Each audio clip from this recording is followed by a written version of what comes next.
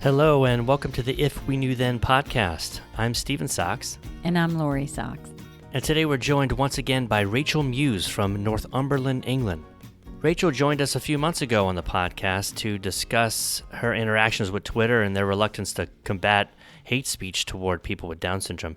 It's an ongoing problem and it's probably a subject we could revisit.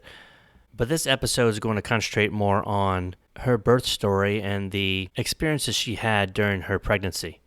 As I said, Rachel lives in England with her partner Kurt and her 3-year-old daughter Betsy, who has Down syndrome. She is a contributing editor to Making Chromosomes Count, which is the Down syndrome community newspaper. She has a background in teaching and care for children with special educational needs and disabilities. And she's also worked with adults with disabilities and learning disabilities. In this second episode with Rachel, we really wanted to share a more personal side of things with her because her story, for as disturbing as it really is, seems to be a common one in our community. And I think with her professional background, we really get a unique perspective of how parents and specifically how mothers are treated during their pregnancy after receiving a Down syndrome diagnosis. Also in the show notes, I'll have the website for Making Chromosomes Count and their Twitter page because the work that Rachel's done with them has most definitely made a positive impact on our community. So on to the interview. Rachel, welcome back. It's a pleasure to have you on the podcast again. Thank you for having me. It's really good to speak to you. So what was your pregnancy like? I know you didn't have that great of an experience with the doctors. Yeah, so I didn't have the most straightforward pregnancy. I got gestational diabetes at about 6 months, so I ended up having extra scans to check the growth of the baby. I initially refused screening for Down syndrome. So we have screening at 12 weeks in England, and I refused that because I know a lot about Down syndrome from working with people with the condition for the past 20 years. And I disagree with the legislation that says it's a serious handicap and should be in ground E for termination. So obviously I refused screening for it.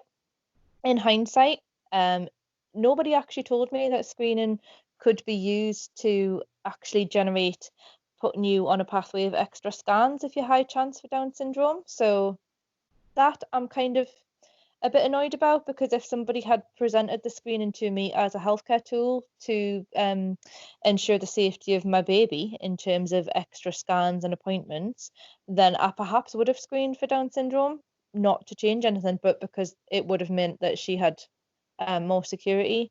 So anyway, I had gestational diabetes. I was having extra scans for that. I went to one scan near the end of July, bearing in mind Betsy was due on the 30th of September. And it was an ultrasound, and I was there with my partner Kurt, and they were doing the scan, and it was taking ages. And then the sonographer said, I'm just going to have to go and get someone else, and I can't get this reading. So she went away, brought this other woman in and said, do you agree with that? And she said yes. And then they went out, at which point my heart was absolutely pounding. I had no idea what was going on. And I was looking at Kurt, and he was just saying, it'll be okay, it'll be okay. So they came back in with the obstetrician, who said that we're seeing a reduced blood flow through the umbilical cord. Your baby stopped growing about 2 weeks ago. She's not getting enough blood. So we need to transfer you to the hospital now. Baby will likely be born today. And I distinctly remember saying that baby will likely be born today by emergency C-section. I was 7 months pregnant, just under 7 months. Yeah, I was like 6 months and 2 weeks. So I was sent to the hospital. They immediately gave me an injection of steroids to mature the baby's lungs, under the impression that they were going to operate like then and there because they thought she was about to die. They did another scan and they found a double bubble, thinking that she had duodenal atresia. So I stayed in that hospital overnight. They gave me another steroid injection overnight. So I was absolutely because I had diabetes as well, they had given them really close together, the injections. So my sugars were sky high. I was really, really poorly. I then got transferred to a specialist hospital in the city where I was transferred to the fetal medicine unit, and they did another scan and confirmed that there was reduced blood flow from the placenta and that she did have duodenal atresia. And they said to me, it's a fatal condition. She will need surgery immediately after she's born, otherwise she will die. So we need to decide what you're going to do. So I was obviously, well, yes, obviously she's going to have surgery. That's what I want to do. And then I was thinking, okay, so she's tiny, like she's going to be really premature. How on earth are they going to operate on a baby that small? The consultant then said, I also need to let you know that there's a 2 in 3 chance of this baby having Down syndrome. And at that point, I hadn't eaten for about 48 hours. I had gone to a scan, like a routine ultrasound at the hospital on the morning of the day before. I hadn't slept since then. I was full of steroids and I just passed out. So when I came round, bearing in mind I was still overdosed on steroids and I was hyperglycemic, he said to me, do you want an amniocentesis so we can find out if she has Down syndrome or not? And I said yes. In my mind, I was thinking she has to have this surgery immediately after she's born. Like, they need to know whether she's got it or not. You know, I'm not a doctor. I assumed that they needed to know. So I said yes to an amniocentesis. I signed the papers. I was under the influence of drugs. I was not in my right mind. If I had truly understood what risk that I'd put Betsy's life at, I certainly wouldn't have had one. Anyway, I had the amniocentesis. It was not very pleasant. They put me on a ward by myself. I was admitted to hospital. I had to be monitored all the time in case the blood flow started decreasing again and she died. I needed to be monitored for my blood sugars as well. So I was in a bay by myself. I could hear all the other women in the other bays. I asked if I could speak to someone to see a counsellor. I was told no. I was basically just kind of left. So I had stated already, they already had it written down that I didn't screen for Down syndrome because I would never have a termination because of my professional knowledge of the condition, really. I knew more about what life with Down syndrome was like than the consultant. And that's not arrogance, that's just my career and life experience. So 3 days later, the results came back. We were put in this room with white walls and a box of tissues on the table. Consultant came in. Your results are back. She said it has come back positive for Down syndrome. And I said, right, okay, what kind of Down syndrome? Trisomy 21, mosaic, translocation. She kind of fumbled about a bit and looked and said, yeah, it's trisomy 21. And I said, right, okay, thanks very much. And we went to get up to leave and she said, oh, I just need to stop you there. You can still have an abortion. And I was just like stunned. I honestly didn't even know what to say. But what popped into my mind straight away was an image of my baby dying, my very, very wanted baby. And that image of me having to give birth to her dead body has stayed with me for 3 years, and I don't think it will ever leave me. So we were encouraged to go home. I was actually discharged from the hospital overnight, away from all the monitoring and all the safeguards, to go home and think about whether or not we wanted a termination. So we came home and we sat on the couch and cried because we had absolutely no idea why they were trying to get us to think about this. Went back to the hospital, got readmitted. We had to have another meeting when we had to state yet again that no, we didn't want to kill our baby. I didn't want them to insert a lethal injection into her heart and kill her and then have to give birth to her body. And eventually, after I think that was about the third or the fourth time that I had stated that that's something that I would not do and that I did not want to do, then finally they put like a plan in place to ensure that she came out healthy. This is the same baby that before they got the Down syndrome diagnosis that they were explaining to you that when she was born that she would have surgery to fix whatever she needed to have done. Call her Betsy, because they always say, have you got a name? And I'd say, yeah, she's called Betsy after my grandma. So midwives were calling her Betsy. Oh, let's have a listen to Betsy's heart. And I have to say, the scan after I had the diagnosis, the first scan that I had after that, The consultant didn't refer to her as baby or Betty. He referred to her as the fetus. So she went from being my baby, who I'd named after my grandmother, who we were preparing to welcome into the world, to the fetus after she'd had a Down syndrome diagnosis. Now, the damage that did, the absolute horror to me that they weren't seeing my baby as a human being, it's left me with a complete distrust of medical staff. I have to second guess everything. Luckily, we've got a really, really wonderful paediatrician, and she's absolutely lovely, and she explains everything to the nth degree for me, and I trust her like with my life. She's amazing. But I mean, she must get sick of me ringing her at some point, going like, "Can I just check this? Can I check that?" Because I just don't trust anymore. Um, that's what it's left me with.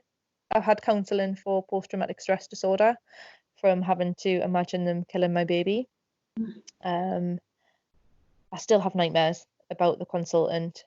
I often dream that he has killed her in my sleep, and I wake up screaming and sweating. I don't see how I'm ever going to get past it. I'm so sorry. I'm just so sorry that you had to experience that. So am I. I joined the Maternity Voices Partnership for that hospital, and I've been working with the chairwoman there to try and educate them a bit on the way that they are treating women and families. And we've been going for a year and a half. We haven't really made much progress with them. It's hard because that is completely against my rights as a woman. My wishes weren't respected at all. They were really cast aside in favour of what the consultants felt would, like, from their perspective.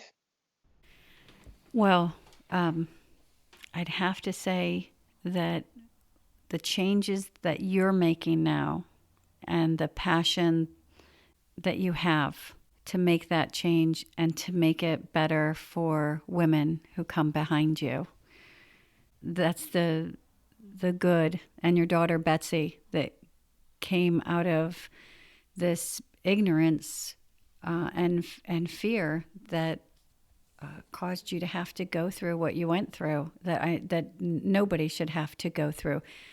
And I think that the changes now that you're making, because you know the power of the words that are out there and the hurtfulness and hatefulness, you've been on the other side of it. You know, you're taking something that is horrible. There's no other word but horrible, because this is your time of joy. This is your daughter's birth. This is this new life that no matter what challenges you were going to experience with her having to have surgery right after birth, this is your daughter. And I wish I could replace those memories with something more joyous and pleasant, and the celebration that it was. And you know, when I was talking to Melissa and we were discussing this, because I have to tell you, just listening to her talk about the great experience she had, it made me feel so good, because it wasn't my experience. And my experience was nothing compared to what you experienced. It made me hopeful that things have changed. And the one thing she said is nobody should be able to rob a mother of the joy of their child. Yeah. And that new life, nobody should be able to do that. As soon as there is even the faintest chance that your child may have Down syndrome, the prejudice that is so embedded within people's consciousness, like within the medical community, it just takes over, and they take away like the personality of your child. They try and break the bond that you have with your unborn child. And it's all, they're scared. They're scared that you're going to sue them for having had a child with Down syndrome. There's such a dangerous precedent for that. Unfortunately, non-invasive prenatal testing is about to rolling out into our society that is still so very prejudiced. And 3 years away from what happened to me is really not that long a time. That's rolling out into our NHS. It is such a dangerous, dangerous program that they are rolling out. I feel like we're heading towards Iceland.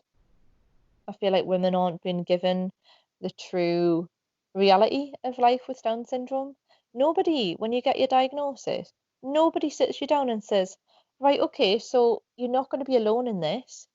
From day one, you'll have your health visitor there. So this is in England, you'll have your health visitor and they'll come to your house as many times as you want to support you. And you'll be able to go to these groups in your local area full of the local Down syndrome community who are very, very supportive. And you'll have a speech and language therapist and a play worker, and you'll have a physiotherapist and a pediatrician, and you'll have an entire team surrounding your child, and you won't be alone. And they're there to support you and make sure that your child succeeds. I don't know of anybody who has had a conversation with medical staff at diagnosis where they have emphasized the sheer amount of support that you get from the NHS and like the social care sector in England, because it's huge and it's free. Well, the information's out there now.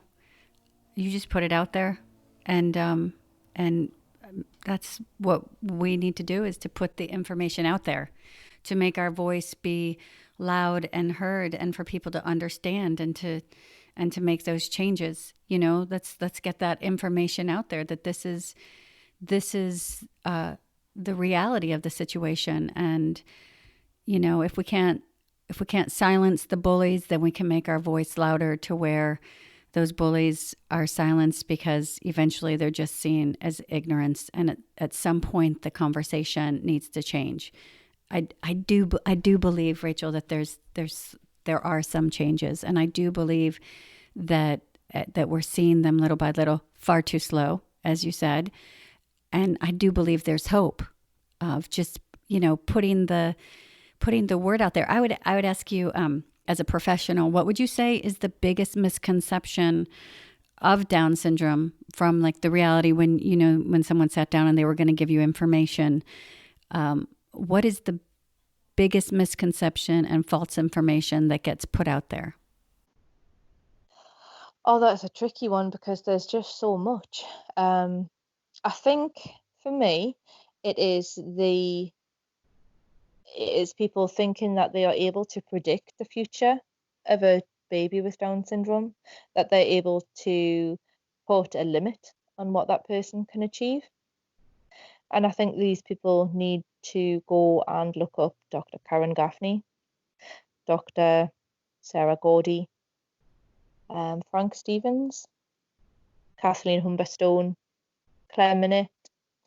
I could go on. They need to look up people with Down syndrome, and they need to challenge their own expectations, because by putting a limit on what a child can achieve as an educational professional, if you put a limit on it, that's all they're going to achieve. If you remove that barrier, like you would with any other child, you wouldn't put a limit on what a child with 46 chromosomes could achieve. Then if you remove it and give opportunity, then people can fly. Don't set limits. That's beautiful. They can fly. Tell us a little bit about Betsy. Yeah, she's great. Obviously, we've been in lockdown since March the 23rd, which was my birthday, incidentally. She's shielded because she was born so premature. She's got respiratory issues. She's had pneumonia a couple of times and whatnot, so we've been shielded. But she's great. She's coming on so well. She's chattering away now. Her signing's coming on great. She's really good at signing fish and chips and chocolate, basically junk food. She's really good at signing that. She's missing her friends and her family at the minute, but we are getting to talk to them on video call. What else can I say about Betty? She's just Betty. She's like a cheeky little personality. Loves kisses and cuddles. She's a little mother hen. She likes to look after her dolls. She's got a little kitchen. She loves helping me with the housework, which is a bit weird because like I hate housework, but like she loads the washer for me and takes the washing out and stuff, which is just amazing. Bodes really well for the future. I've got really high expectations for her. We've picked a really, really good school for her to attend, and from what I can see, they're doing inclusion perfectly. They've got all the children in the school together, but they also have a little nurture unit where children with additional needs can come out of the classes to a quieter environment to do some lessons. The whole school speaks Makaton because we all know that signing encourages children's speech anyway. They're just absolutely brilliant. So we're looking forward to getting her started in school. She currently attends a nursery called Centre Learn in Blythe, who are a specialist early years provision. They're the only one in Northumberland. We're just really lucky to have them near us. They've brought her on so much. But she's just loves life. She's just interested in everything. Busy from the start of the day to the end. So from like 5 until 7 o'clock at night, she doesn't stop. Which is good, but it's also rather tiring. But I suppose any 2-year-old is. She's great. She's changed my life. She's made me into a much stronger person than what I was. She's made me happier. She's given me a purpose. And I know she's changed our dad's life as well. So I'd love everyone to meet her. Well, we certainly would love to. We are looking forward to hearing all the great things she's going to do. This was something that I was enlightened by when we had a conversation with our physical therapist about the scans. My husband and I did the same thing where we said, no, we don't want any of the testing. I think that's because the fear of what we know that the perception is and what's out there and what we're afraid that we're going to then have to deal with, that stops us, because we had the same experience where we didn't want any. And when we were doing the podcast with our physical therapist, Natalie, she informed us that, oh, well, as soon as you get a diagnosis, you can start putting supports in place. And then, you know, they can get you connected with what you're going to need. And that, like, yeah, it was a different angle that we hadn't thought of. It was, I would say, do it. Yeah, let's see how we're going to support. If that was the angle of, hey, let's find out now so we can do our very best to support your child, right? Then I think but I think because we know how heavy-handed they are and there's so much fear, even there's fear in the presentation that, you know, and because the presentation was always followed for us with, you want to do that test now while you still have time to do anything about it. And that's what made us say, I don't want anything to do with whatever you're offering, you know? See, that's not a problem here. You can have an abortion up until, well, you could have an abortion if you're overdue. Yeah. I think that there's a bill getting pushed through government soon to try and push that back. But there's a large group that are trying to push it the other way and say that like it should be legalized up until birth for anything. Which, as the mother of a premature baby who spent like 2 months in a neonatal unit around babies that were all born premature, is absolutely horrific. You would think that for as disgusted as a lot of Westerners are about how China does things, that we would see that we're heading that way if you have these kind of open rules. Anyway, that's a whole nother. We went dark. Yeah, right. Let's talk about sunshine and rainbows. That's right. It's so funny because I know I do that. I want to talk about sunshine and rainbows, and but it's not because I want to put light out there, and it's not because of the ignorance of the dark, because I think I know the darkness that's out there, and I just rather there's enough people actively putting darkness out there that I would just like to put some light, little corners of light wherever we can, so that the truth can shine through and that we can make positive changes in the world, because heaven knows that because, you know, we know that the darkness is, people who are putting the darkness out there are definitely making changes in the other direction. So, you know, it's really hard for me to think of anything but actually rainbows and unicorns when I'm looking at the picture of little Betsy. Yeah. and I want to make a world with rainbows and unicorns for her, you know? Well, thank you. I appreciate you doing that. Just your information as a professional, how it enlightened you and had such a great impact on your life. And although that same knowledge was not able to protect you from the ignorance that is still out there or the misinformation that's still out there, you're using it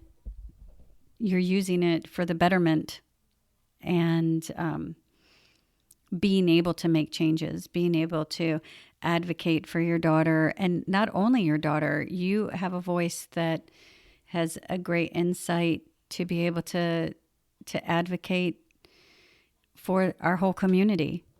And it's a gift, and I thank you for that. I'm going to carry your story with me, and I'm really just so sorry that you had the experience that you had. I will say with hope that going forward, we can make some changes, and maybe there'll be one mother who doesn't experience that. Yeah, we need to keep plowing on. In every arena and in every forum, we need to keep ploughing on with advocating for the correct representation of Down syndrome, getting rid of these antiquated, prejudiced views, and really just push for acceptance, inclusion, and equality for every single person with Down syndrome in the world. Absolutely. And, the one hopeful thing I can say is, for the most part, when I meet anyone and they meet Liam or they get to know our family, any little story that I share, because I don't share these stories necessarily in my daily life of any of our challenges, because honestly, the challenges we push through, and we really try to keep our focus on the goodness in our life and all the blessings. But to my experience, whenever I've shared a story about our challenges with educating our son, or even getting him into a classroom with his peers, for the most part, people are so taken aback, and they always ask. They say, "Why? Why? I don't even understand that, Lori. Why is that a situation? Why do you have to hire a lawyer to get your son into a classroom and the supports to access, his curriculum and reach his potential? Why is that something you have to do? Because I don't have to do it."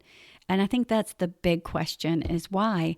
But I think that the more people, if they know that it exists, then we can make a change together, because it is injustice that shouldn't exist. And that's my hope. And I'm looking at the whole time we're recording, I'm looking at little Betsy's face, and I have to say, she's so adorable. She's adorable, and she's so beautiful. And like every child, she's a child with so much hope and potential in her. And I think that my goal with this podcast and anything that I can do in my life is to make the assurances that, hey, Betsy, you get to reach that potential just like every other child. She is beautiful and determined. So anything that she wants to do, I will make sure that she gets to do. What a lucky little girl. She's tucked in bed, so maybe you give her a little hug and kiss for us, and we send our best to you and your family, and really appreciate your time. Well, thank you so much for letting me come and talk to you. It's been really interesting to meet you, and hopefully we can keep in touch. Yes, definitely. Most definitely. Thank you. Lovely. Thank you so much. Bye-bye. Please follow us on Twitter at If We Knew Then Pod, and you can drop us a line on our Facebook page at If We Knew Then Pod, or visit our website, ifweknewthen.com, to send us an email with questions and comments. And you can join our mailing list there and get alerts of future podcast episodes. All these links will be added to this episode's show notes. Thank you again, and we look forward to you joining us on the next episode of If We Knew Then.